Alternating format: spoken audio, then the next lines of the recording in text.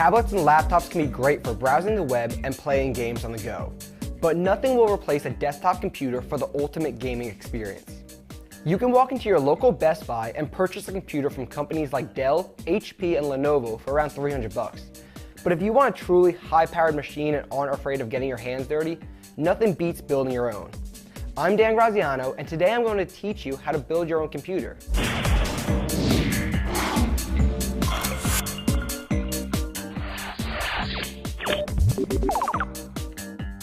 Here you have all your components: the motherboard, CPU, graphics card, RAM, hard drive, DVD drive, and power supply. The motherboard is the heart and soul of your system. It pumps commands to every component, while the central processing unit acts as the brains. The graphics processing unit controls 2D and 3D graphics. RAM is your computer's memory, the hard drive stores all your files, and the power supply powers the entire thing. For a complete rundown of these components, visit my 3-part guide on building your own computer. Now that you have the basic understanding of each component, let's get started. There are numerous ways to build a computer, but we're going to opt for an external process. Take your motherboard and place it on a non-conductive surface, such as a wooden table. Lift the LGA socket, remove the protective cover, and gently place the processor inside without applying any pressure. A large fan comes with the CPU. This is called a heatsink.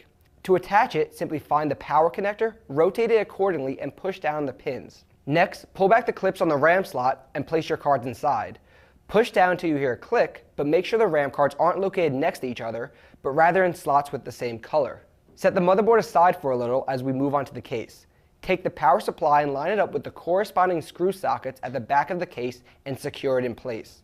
There are two types of power supplies: modular, which has removable cords, and non-modular with attached cords, like so, which is why you want a modular model. Next up is the motherboard. Line it up and screw it into place.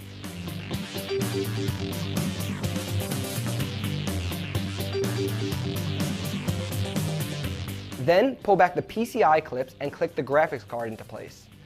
Both the hard drive and DVD drive slide into place and can be secured with screws. Once everything is installed, it's time to bring the system to life. Your power supply will come with either a 24-pin or 20+4-pin adapter. This plugs into the motherboard along with a 4-pin connector, which can be found near the CPU. Plug 2 of the 6-pin PCI connectors into the back of the graphics card. Each drive must also be connected to a SATA power cord, with the smaller cord being plugged into the motherboard, and each fan must be connected to a 4-pin Molex adapter. The power button and LED light will either be a 1 or 2-pin connector, and they will plug into the first 8-pin header on the motherboard, while the 8-pin front-facing ports plug into their corresponding sockets. Close the system up, plug it in, and if everything is installed properly, it should power on once you hit the button. For a more in-depth guide on building your own computer, including detailed steps for installing an operating system, be sure to check out my 3-part article on howto.cnet.com. For CNET, I'm Dan Graziano.